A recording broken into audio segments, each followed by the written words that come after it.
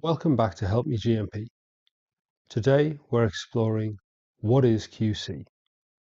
Imagine this. You take a medicine expecting it to work, but it doesn't. Or worse, it causes harm because it wasn't tested properly. That's exactly why quality control exists. It's the final checkpoint before a medicine reaches the patient, making sure every batch is safe, effective, and exactly as it should be. But how does it actually work? What kind of tests are done? And what high-tech equipment is used to make sure these medicines meet the highest standards. Let's look at the basics. Quality control is the process of checking that medicines meet the required quality standards before they ever reach a patient. If pharmaceutical manufacturing was a kitchen, QC would be the taste test. It makes sure everything is just right before it gets served. So what's the difference between quality control and quality assurance? Quality assurance is all about preventing mistakes before they even happen by putting good systems in place. Quality control is product focused. It's about catching mistakes by physically testing the product itself. You might be wondering, what does a quality control team actually do on a day-to-day basis? Well, their job covers a lot of ground, but here are the key areas. First up, raw material testing. Before manufacturing even starts, quality control checks the raw ingredients to make sure they're up to standard. Because if the ingredients aren't right, the final product won't be right either. Then there's in-process testing. This means taking samples during production to make sure everything stays within limits. So if something's off, it can be corrected early instead of scrapping the whole batch. Next, we've got finished product testing. And this is the big one. Before a batch can be released, quality control runs a full set of tests to double check that it meets all the required specifications. If it fails, it doesn't get released. Simple as that. And finally, there's environmental monitoring. This is especially important in aseptic manufacturing, where quality control teams check things like air quality, water purity, and even surfaces inside the cleanroom. Because when it comes to sterile products, even the tiniest contamination is a big deal. So how do we actually check if a medicine is safe? Well, there are a few different types of testing that QC teams use depending on what they're working with. First, we've got physical testing. This is where we check things like the size, weight, hardness, or even how a tablet dissolves, because a medicine needs to work the same way every single time. Then there's chemical testing. This looks at things like pH, potency, impurity levels, and stability. In other words, is the drug chemically correct? And finally, we have microbiological testing. This is critical for sterile products, making sure they're completely free from bacteria, fungi, or any other contamination. Every single batch has to pass these tests before it can be released. No exceptions. All right, let's talk about the high-tech tools that make all of this possible. First up, high-performance liquid chromatography, or HPLC. This is a key piece of kit in any QC lab. It is used to analyze the purity and potency of a drug, basically making sure the medicine contains exactly what it's supposed to in the right amount. Next, we've got spectrophotometers. These use light to measure the composition of a drug. You'll hear terms like UV-Vis or FTIR spectroscopy. They're used to detect impurities or confirm the identity of a substance. Then there's dissolution testing. These are used to check how quickly a tablet dissolves, simulating what happens in the human body. If a medicine dissolves too fast or too slow, it won't work as intended. Microbial incubators and sterility testing equipment. These are essential for detecting bacteria or fungi in sterile products. If any contamination is found, the entire batch is rejected. And let's not forget about balances and scales, because accurate dosing is everything. A medicine with too much or too little of the active ingredient can be dangerous. Every single one of these machines plays a key role in ensuring patient safety before a product even reaches the market. So why does all of this matter? Because quality control saves lives. Think about it. If a medicine is released with the wrong concentration, if it's contaminated, or it doesn't dissolve properly, the consequences could be deadly. Quality control is the last line of defense. It's there to catch any issues before a product reaches a patient. Without quality control, there will be no trust in medicines. And that's why it's such a critical part of pharmaceutical manufacturing. Let's have a recap about what we've covered. Quality control is all about testing, making sure medicines are safe, effective, and meet the required standards before they reach patients. It's different from quality assurance. QA focuses on preventing problems. QC focuses on catching them. QC teams test everything from raw materials to finished products, checking for purity, potency, and contamination. There are different types of testing: physical, chemical, microbiological, all designed to guarantee patient safety.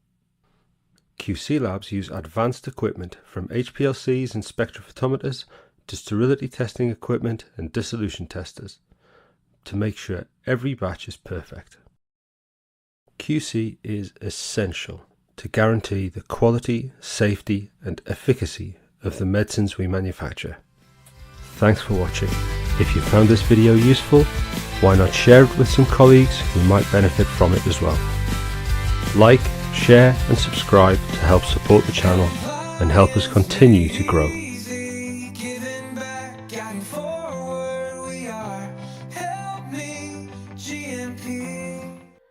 Welcome back to Help Me GxP. Let me hit you with a surprising stat. The pharmaceutical industry generates more greenhouse gases than the entire automotive industry. Shocking, right? And yet we rarely talk about it. But change is happening, quietly, systematically, and yes, even within the GMP regulated spaces. So why should we care? Because sustainability isn't just about corporate image anymore. It's about compliance, efficiency, and responsibility. So if you're working in an aseptic, production, QA, or even cleanroom design, the green conversation is starting to affect you. And in this video, we're breaking it down from a GMP point of view. So let's touch on the main points. Firstly, energy-hungry facilities are really under the spotlight. Let's start with the buildings. Manufacturing facilities, especially aseptic ones, consume a massive amount of energy. With 24/7 HVAC systems, controlled environments, constant pressure cascades, which are all vital, but also very expensive and very carbon heavy. So what's changing? We're seeing facilities move towards BREEAM or LEED certified buildings, with smart HVAC, LED lighting and solar arrays built into the design. In the UK, many new facilities are already factoring this into their footprint. Here's a tough one: single-use plastics. Gowning, syringes, wipes, vial caps, well, almost everything we touch in GMP production is single-use, and well, for good safety reasons as well. But innovators are pushing back. Some sites are trialling reusable cleanroom garments that maintain sterility through validated laundering cycles. Others are working with suppliers to introduce biodegradable packaging for things like buffer bags and overwraps. It's not perfect, but it's progress. Most staff will think, waste, well, that's for estates, or that's for waste contractors. But no, it starts on the cleanroom floor. Some GMP sites are implementing segregated waste streams, even within Grade D and Grade C cleanrooms. We're talking about different colour bins, different colour bags, and staff all having the training and signage to make it usable. And guess what? Sites doing this have seen cost reductions and carbon improvements at the same time. Pharma companies are now auditing suppliers, not just for GMP compliance, but for sustainability performance. How are solvents shipped? Are raw materials ethically sourced? What about water usage in the manufacturing of APIs? Things like green metrics are being written into quality agreements. It's no longer just about can you supply, it's about can you supply sustainably. When sites launch sustainability initiatives that feel real, like a recycling challenge or a carbon dashboard, staff engagement will go up. Why? Because it gives it meaning. People want to feel part of something bigger than just batch records and CAPAs. Want a practical starting point? Well, look at your autoclave cycles. Many sites are running overly long cycles based on historical settings, not actual load needs. A validated review of steam cycles has saved hundreds of hours of energy time annually on some sites. Small changes, but big gains. Why not try and take this back into your facility? So let's recap. Pharma is changing, but doing it within the limits of GMP. From greener buildings and cleaner supply chains to smarter waste and staff-led change, the green revolution is moving in. And you? Well, you can be part of it, no matter what role you play. If you found this video helpful, please do 3 quick things. Subscribe to Help Me GxP. We drop free training videos every week. Share this with a colleague who still thinks that pharma cannot go green. And why not drop us a comment below? What's your site doing to cut waste and reduce energy? Thanks for watching, and remember, compliance doesn't have to be confusing with Help Me GxP.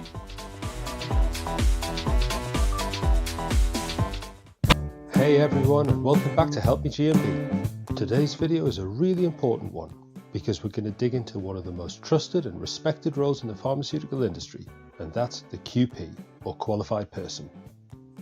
Now, if you've ever wondered what a QP actually does, what it takes to become one, or why this role is so critical to patient safety, you're in the right place. Let's dive in. Okay, so first things first. What is a QP?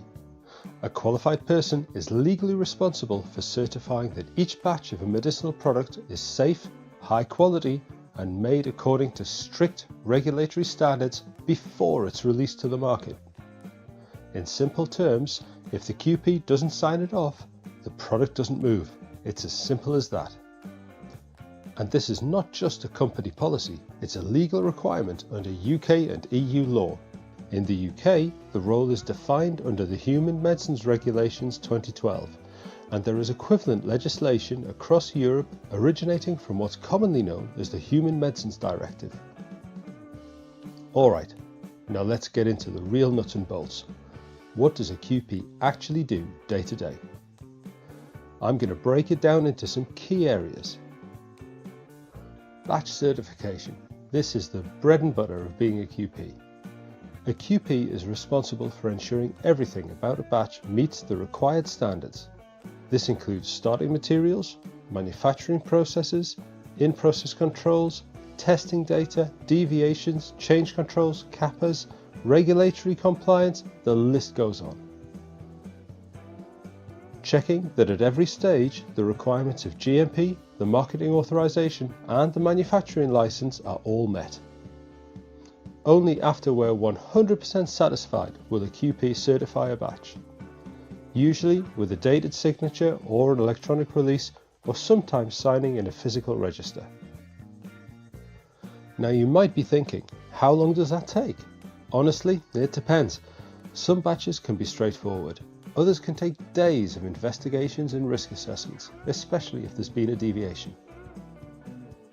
Speaking of deviations, no manufacturing process is perfect, right?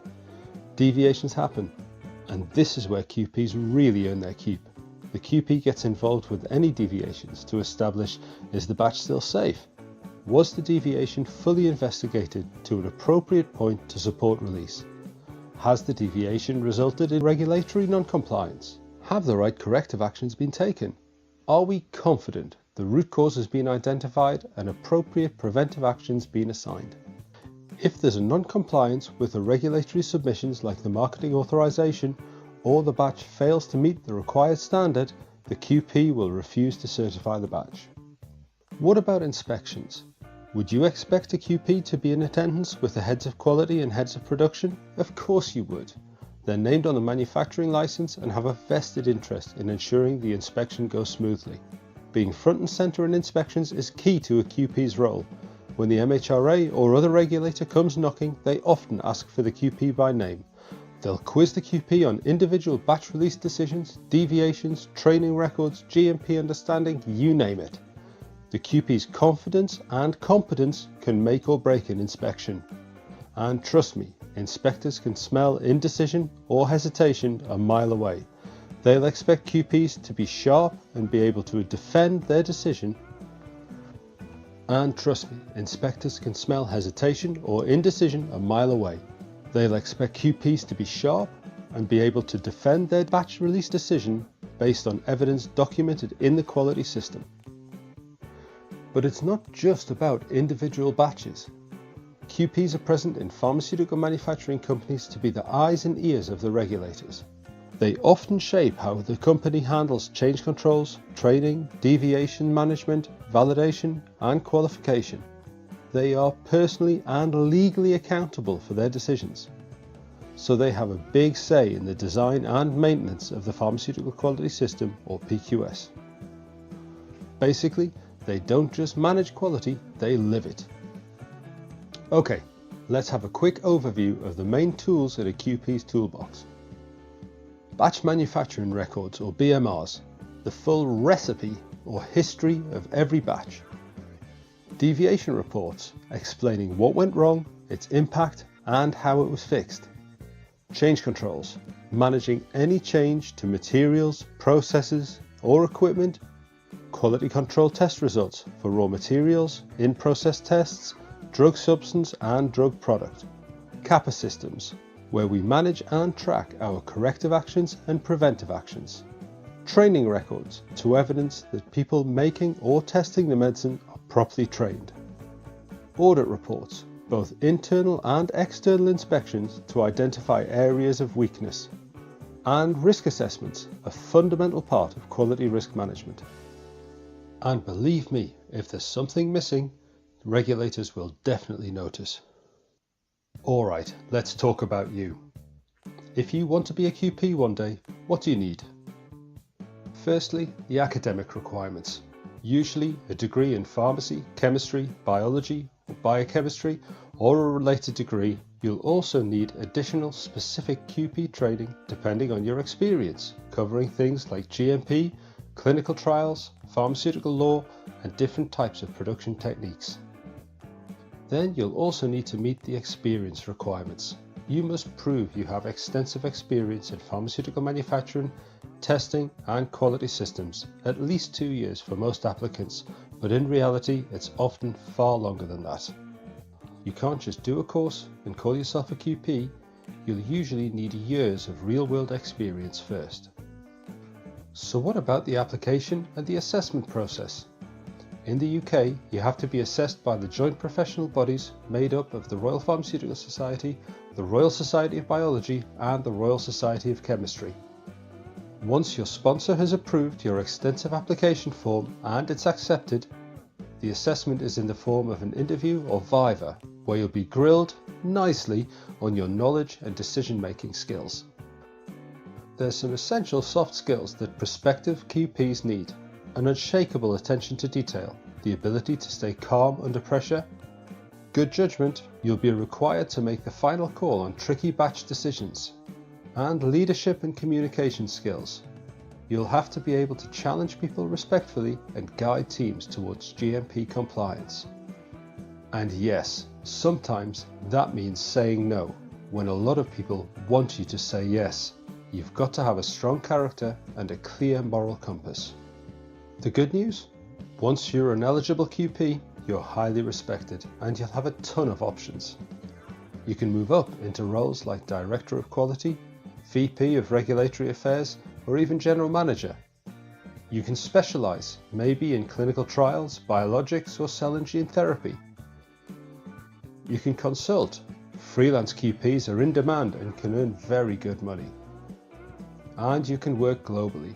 QPs are highly valued in the UK, Europe, and even in Australia, Singapore and beyond, even where that territory may not legally need a QP. Plus, you'll always have job security, because companies can't release products without you. Look, at the end of the day, the QP is the final safety net between a medicine and a patient. When you certify a batch, you're personally vouching that it's safe and meets the required standards. You're protecting people you'll never meet, patients trusting their lives to those medicines. It's a huge responsibility, but take it from me, it's also one of the most rewarding careers you can have in the pharmaceutical industry. If you love quality, you love detail, and you want to make a real difference, think seriously about aiming to become a qualified person. Thanks so much for watching today. Make sure you hit like, subscribe to the channel, and stay tuned for more deep dives into GMP careers and compliance tips. See you next time on Help Me GMP.